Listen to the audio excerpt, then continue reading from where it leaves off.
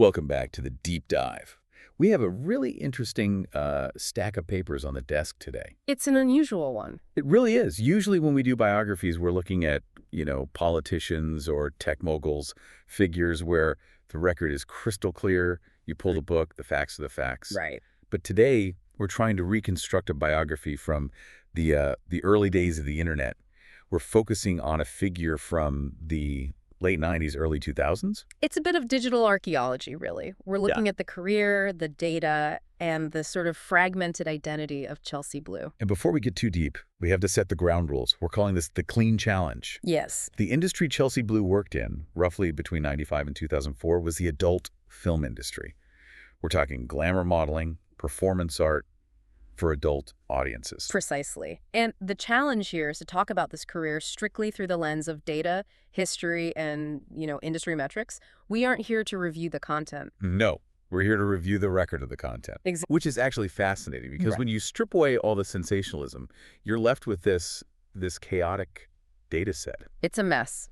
It's a case study in how the early internet struggled with identity. We've pulled entries from Alcatron, that social encyclopedia, and some other career summaries. And it is not a straight line. Not at all. It's a web of aliases, typos, and conflicting dates. Okay, so let's start with the person.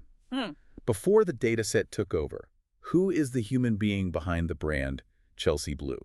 If you dig past the stage name, the sources point to Sarah Myrtle Hostetler. Sarah Myrtle Hostetler. I mean, that is such a specific, grounded name. It sounds like someone who runs a bakery in your hometown or something. It does, and the geography in the source material paints a really interesting picture. She wasn't from just one place. She was born in Ithaca, New York. Okay, up in the Finger Lakes. Very scenic. Right, but she didn't stay there. The sources say she was raised in Houston, Texas. So a big jump right there, northeast to the deep south. And the movement continues. This is the part that feels very cinematic. The sources say her entry into the industry, the moment she steps onto the stage, literally is 1997. And she's not in New York or Texas. She's in Hawaii. Working as a stripper in Hawaii. It just highlights that nomadic lifestyle, To get into that work back then, you often had to go where the tourism was. It's a hustle. Yeah. You're thousands of miles from home, and somewhere in that transition, Sarah decides she needs a new handle, a brand. And I love the origin story of the name Chelsea Blue. It follows that classic formula. Everyone played that game in middle school, right? Exactly. The source breaks it down. Component 1, the name of a childhood friend. Chelsea. Component 2, her favorite color. Blue. And there you have it, Chelsea Blue. It's simple.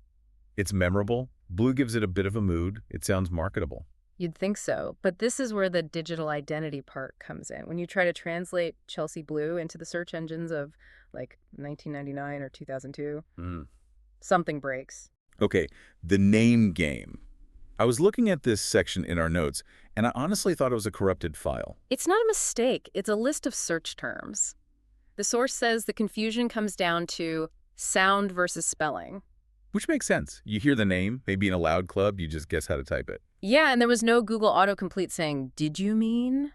So the database has these fascinating variations. You have Chelsea Blue, spelled B-L-E-U. The French spelling. I kind of like that one. It's got a little class. It does.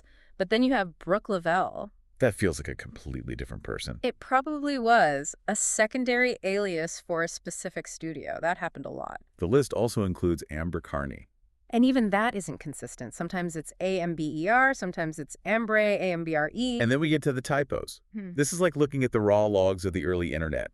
Blue Chelsea. With a K in it. Chelsea. Chalisa, just people mashing keys. And from a data perspective, this is huge.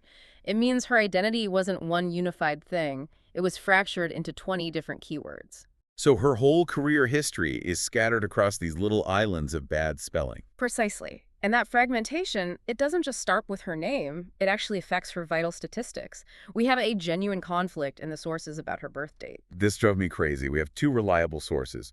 Both agree she was born in 1976. Right, which tracks. The current age context lists her as 49. But then the month. Source A, the Alcatron entry, says November 16th. Oh, Scorpio. Source B, the career summary, says June 16th. A Gemini. So, is it June or is it November?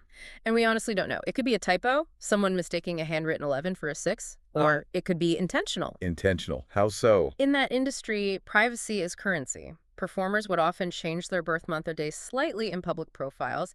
It stopped obsessive fans from tracking down, real birth certificates. Wow, that's really smart. So Sarah might be born in June, but Chelsea was born in November. Exactly, it's a firewall. But for us, 20 years later, it creates a ghost. A person with two birthdays. A digital ghost? I like that. Yeah. But even ghosts leave footprints.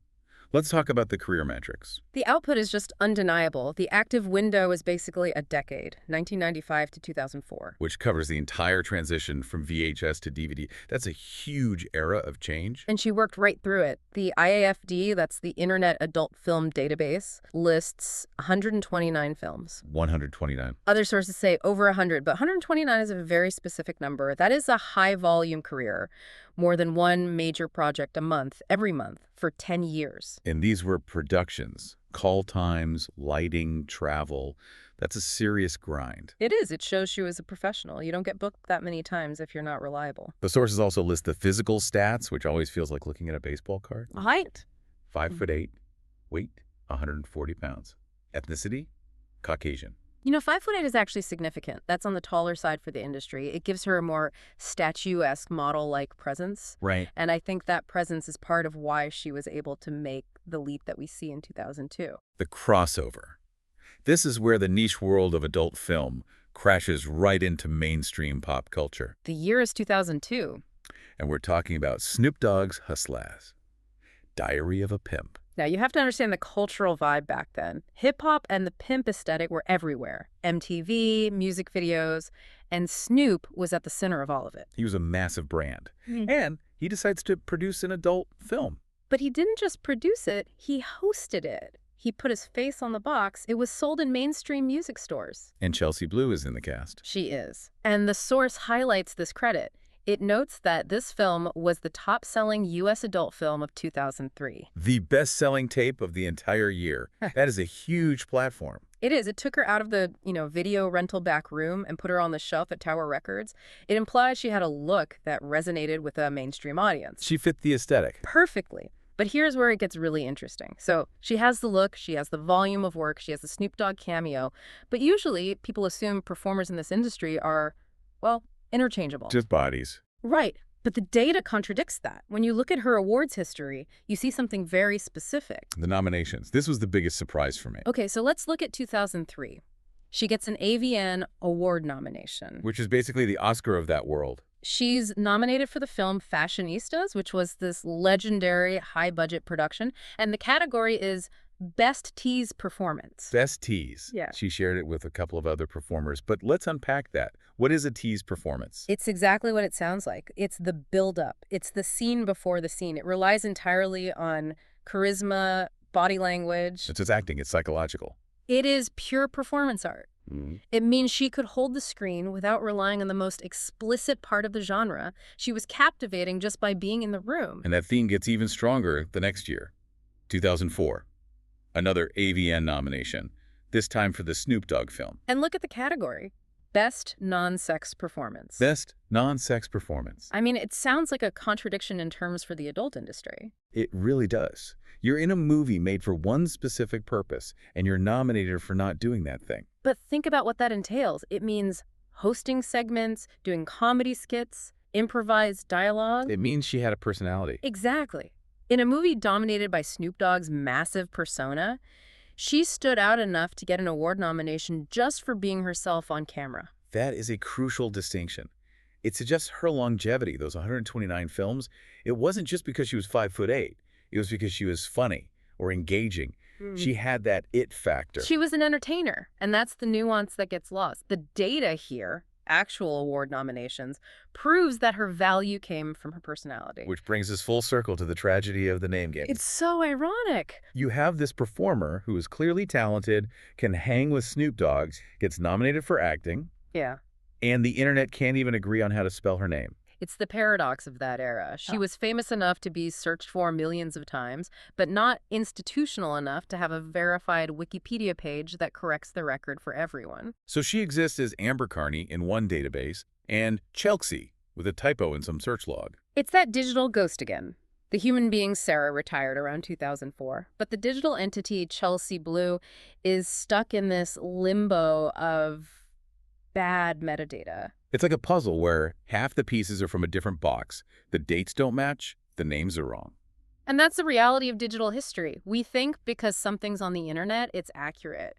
But this just shows it's as messy and fallible as the people typing into it. Right. If the person entering the data in 1998 couldn't spell Chelsea, then her history's misspelled forever. Aubergine, garbage out. So when we step back, what's the big takeaway here? Why should we care about the metadata of a retired adult film star? I think the takeaway is about the complexity of legacy. On the surface, Chelsea Blue is just a name on a list of 129 films.